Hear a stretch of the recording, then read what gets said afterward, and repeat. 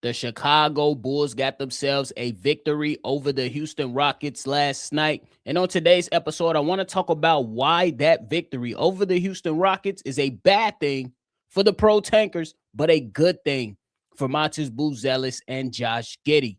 Y'all know we're going to talk about it, break it all down, but you got to hear the music first.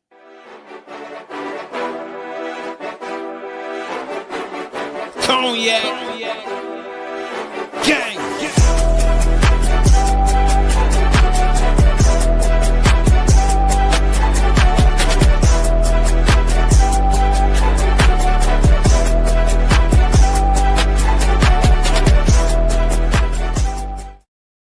Shy Boys Podcast with the Cognac Boys. I'm Cognac Boy Bobby, and I'm holding it down on today's daily episode. So if you're tuned in, like talking Bulls basketball, make sure you go ahead and hit the like button and subscribe to the channel, man. The Chicago Bulls got themselves a victory over the Houston Rockets yesterday, to where the Bulls jumped out on the Houston Rockets early. The Houston Rockets gave up a good fight, but then ultimately we seen some big-time plays being made by Leonard Miller, big-time plays being made by Buzelis and Josh Giddey that helped them seal this victory that has a lot of people in Bulls Nation pretty much chirping back and forth. There are people that are going to accept the win and chirping at the Pro Tankers, and the Pro Tankers are calling the people celebrating the win idiots. But it is okay, because on today's episode, I want to have a good dialogue about it. Though I do think there is some bad things about it when it comes to my Pro Tankers,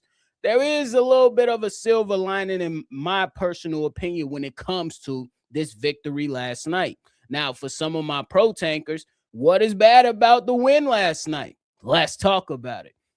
So last night, the Chicago Bulls got a victory, and I'm pretty sure before anybody watched the start of the game and you went on to your FanDuel account, you probably said, yep, the Bulls are gonna lose this game. And then the Pro Tankers like, this is good. You know what I'm saying? We get another loss in the loss column, and we get to keep a lead, you know what I'm saying, in the tankathon versus the Milwaukee Bucks or whatnot.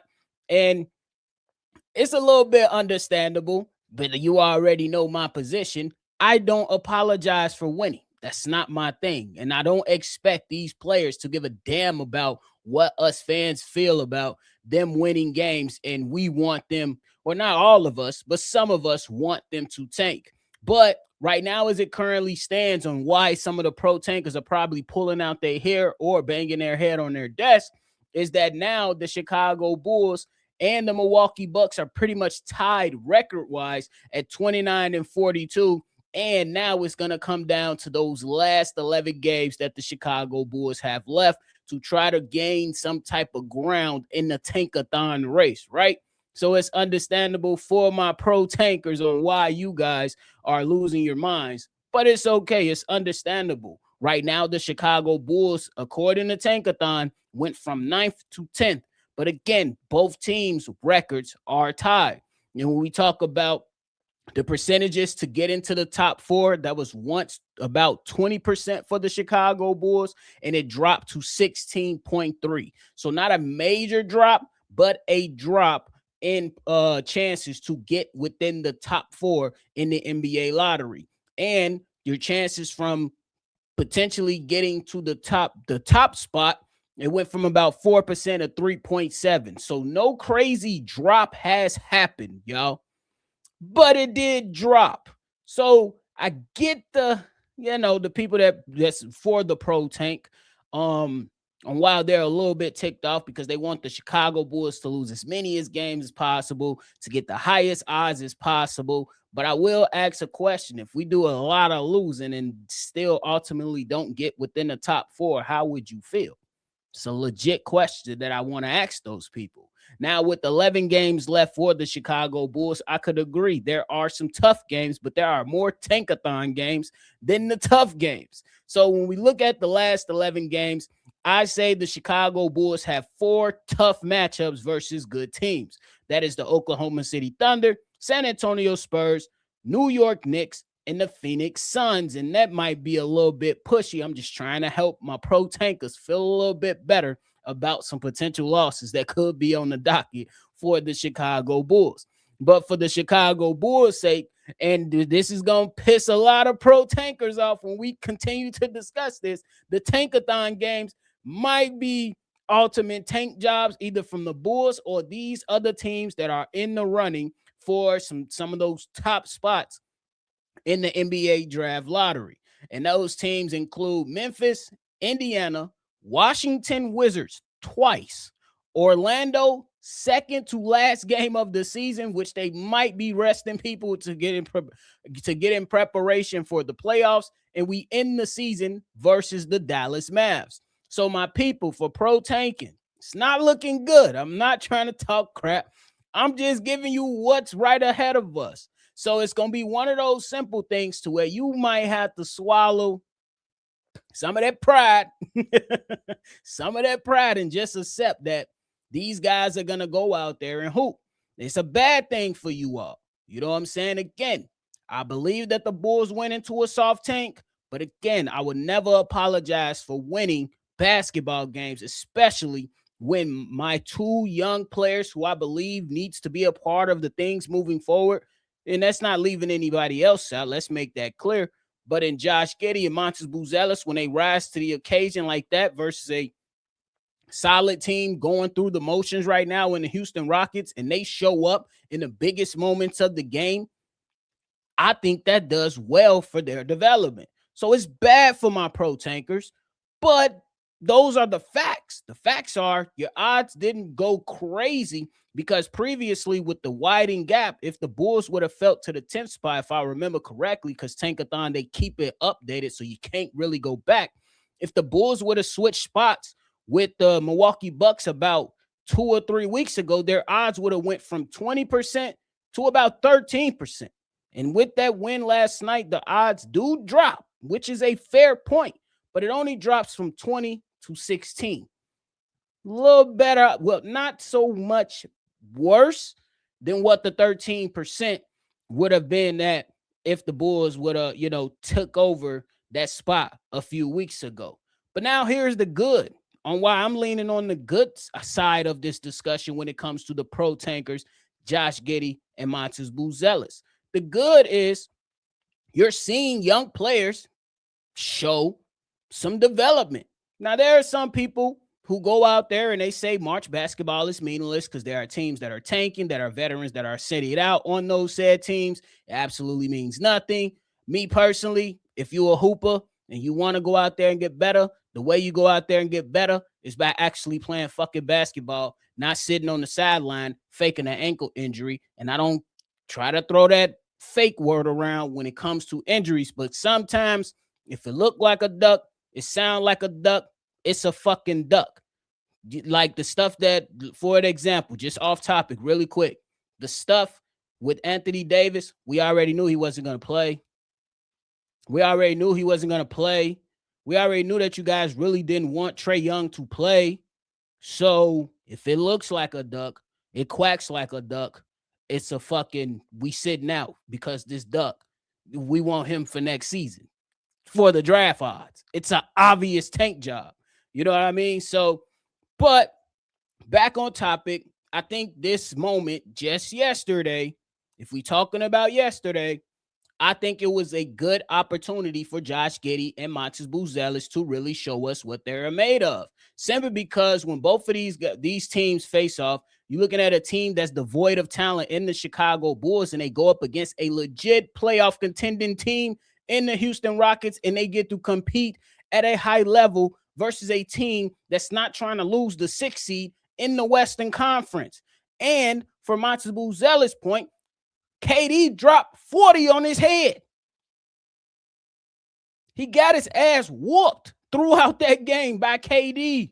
But Montes Buzelis prevailed. That shows mental toughness. That shows me that he can continue to play through the basketball games, except that his opponent, who's mostly giving him buckets every time he saw Montes Buzelis, it seemed like KD was literally seeing red. Literally.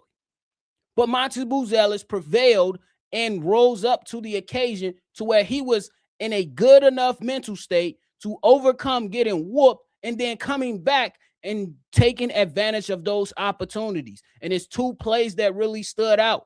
Understanding the matchup of Reed Shepard being on you and driving his little ass to the bucket and giving them buckets back. Then you come down in, you know what I'm saying, in transition, you come down and you hit a big time three to get the last laugh. That's good for the development of Montes Buzelis, who we want to continue to grow. For Josh Giddey's sake, Amen Thompson was pretty much guarding him the entire game. And he still dropped 15 points, 13 assists, and 7 rebounds, and hit a big-time three himself.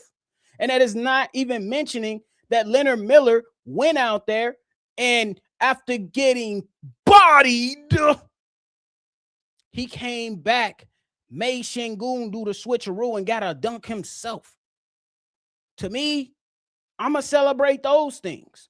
It is not to say that I don't want good odds, but I'm not a fan of purposely losing games. That's just my position. Have I accepted the soft tank? Yes. But I also appreciate these players actually wanting to go out there and better themselves. That was them bettering themselves at least for one night. Who knows? They might throw the rest of the games. Who knows? They might go out there and throw a couple more games.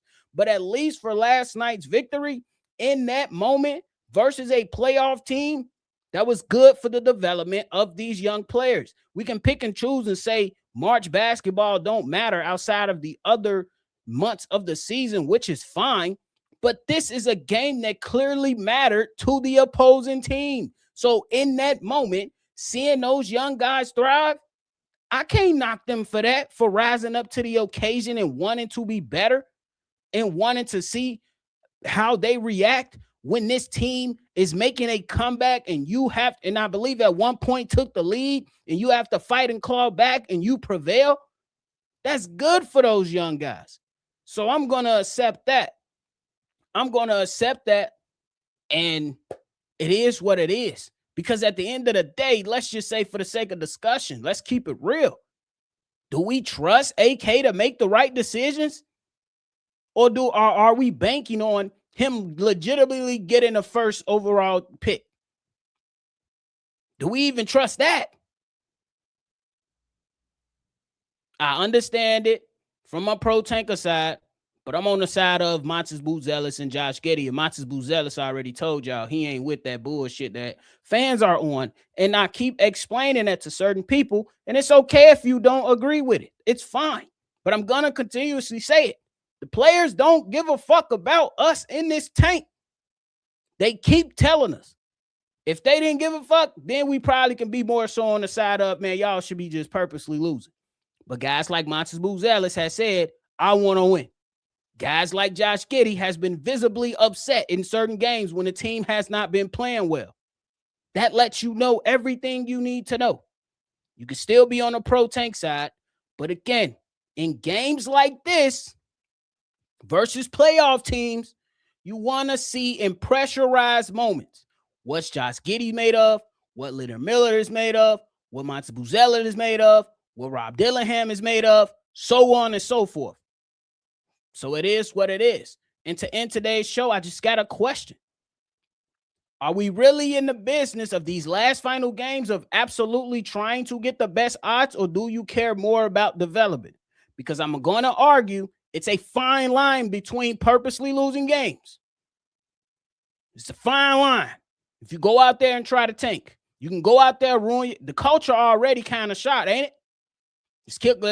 Let's call a spade a spade. There is not one way to build out a team.